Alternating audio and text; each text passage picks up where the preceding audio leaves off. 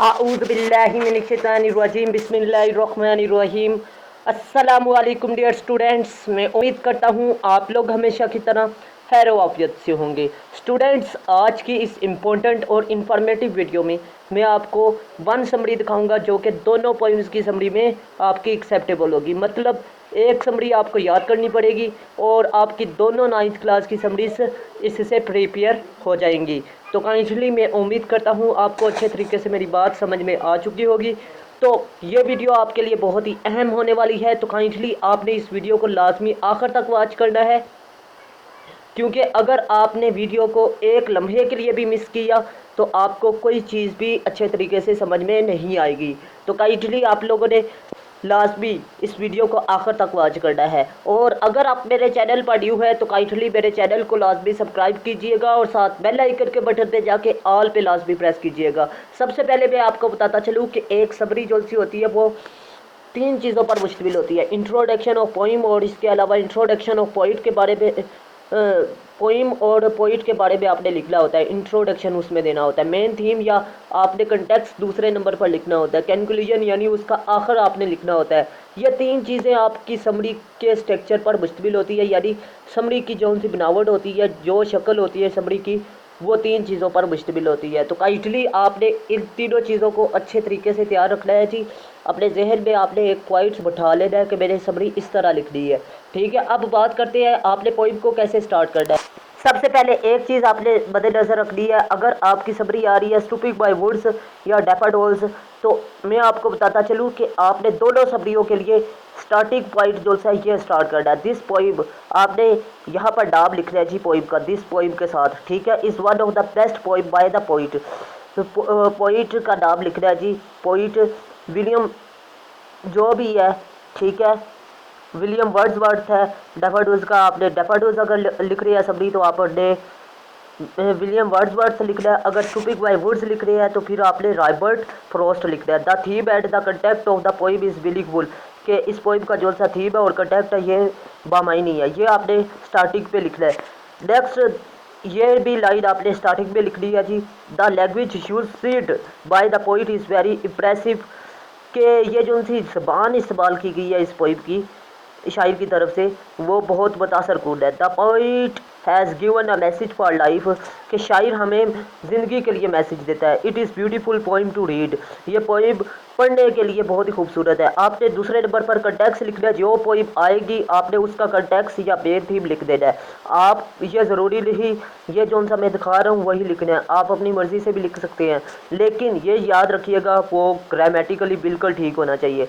ठीक है, ये डैफोडिल्स का, अगर डैफोडिल्स समरी आ रही है तो आपने ये लिख दी है। अगर स्टूपिंग बाय वुड्स आ रहा है तो वो आपने नेक्स्ट जो सा मैं कंटेक्स्ट दिखाऊंगा वो आपने लिख देना है, लेकिन जो वो पूछ रहा है वही आपने लिखना है। इन दिस पोइम, इस नज़म में, the poet describe the beauty of nature, शायर बयान कर रहा है कुदरत की खूबसूरती को। Once the poet was wandering aimlessly, एक बार शायर घूम रहा है बामकसद तौर पर या सैल के मकसद के तौर पर।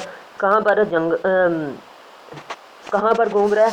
बामकसद तौर पर वो विज़िट कर रहा है, खूबसूरत ज़िंदगी का लुत्फ़अंदाज होने के लिए सैल कर रहा है। ठीक है, हिनक he saw a large number of daffodils, daffodils कहते हैं जी फूल जो से हैं। ठीक है, वो उसने बहुत ज़्यादा तादाद में फूल देखे डैफोडिल्स।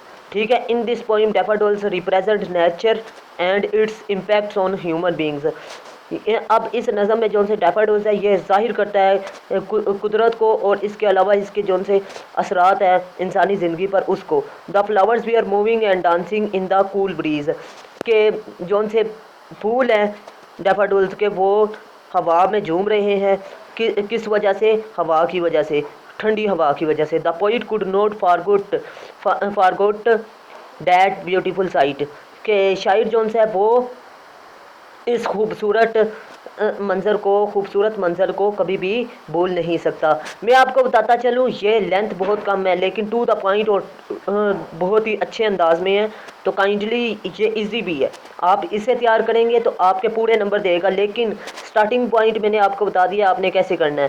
स्टार्ट पे आप कुछ इस तरह लिखेंगे, सेकंड नंबर पे ये आप लिखेंगे अगर ये डैफोडिल्स समरी आ रही है। अगर ये नहीं आती, स्टूपिंग बाय वुड्स आती है, तो ये आपने फिर नहीं लिखनी, ठीक है। फिर आपने समरी स्टूपिंग बाय वुड्स का कंटेक्स आपने लिखना है, ठीक है। वो कंटेक्स मैं नेक्स्ट दिखा रहा हूँ, और एंडिंग जो सी है वो भी दिखाऊंगा, तो काइंडली आपने एंडिंग भी अच्छे तरीके से करनी है, ठीक है। इस तरह आपके अल्फाज के जो से लेंथ है ना वो अच्छी हो जाएगी। ये बहुत कम है, मैं चाहता तो यही आपको दिखा देता, ठीक है। अब मैं आपको बताता चलूँ, ये सिर्फ आपने स्टूपिंग बाय वुड्स में लिखनी है, डैफोडिल्स में नहीं लिखना ये पॉइंट, ठीक है। इन दिस पोइम, इस नज़म में ये उसका कंटेक्स है। The poet tells us the story of man who is travelling to town. इस नज़म में शायर हमें बता रहा है कि एक ऐसे इंसान के बारे में जो विज़िट कर रहा है टाउन की, एक गांव की। When he reach near a dark snow woods he stops to town. मतलब ये है कि जब शायर जो है वो किधर पहुंचता है, शायर अपने कस्बे की तरफ सफ़र कर रहा है, जब वो एक बर्फानी जंगल के करीब पहुंचता है, कि जंगल के करीब पहुंचता है तो वो इसकी खूबसूरती से हैरान हो जाता है, ठीक है, या लुत्फ़अंदोज़ करता है, लुत्फ़अंदोज़ होता है, ठीक है। नेक्स्ट कह रहा है जी, हिज हॉर्स इज़ थिंकिंग। उसका जौन सा घोड़ा है, घोड़ा भी उसके साथ था ना स्टूपिंग बाय वुड्स में, तो उसका घोड़ा सोचता है it's strange to stop by woods whole. उसका घोड़ा हैरान होता है और वो कहता है कि शायर ने यानी उसके मालिक ने क्यों रोका है यहाँ पर, इस जगह पर, वीरान जगह पर मुझे क्यों रोका है। ये घोड़ा अपने आप से मुखातिब होकर कह रहा है, there is no farm house in sight. यहाँ पर तो कोई फार्म हाउस भी नहीं है, ठीक है। आगे कह रहा जी, in sight his horse gives a shake to harness bells, ठीक है। मतलब इसका घोड़ा अपने सांस यानी जो उनकी घंटियाँ उसके गलों में हैं, उसकी घंटों को झटका दे रहा है, हिला रहा है। फिर नेक्स्ट कह रहा है जी, there is frozen lake and snow flakes to be seen. यहाँ पर कह रहा है जी, और एक मंजमत झील और बर्फ़ के नरम गाले नज़र आ रहे हैं। नेक्स्ट कह रहा है जी, वंड is passing through the trees. और जौन सी हवा है वो गुजर रही है दरख्तों से। The woods are lovely dark and deep.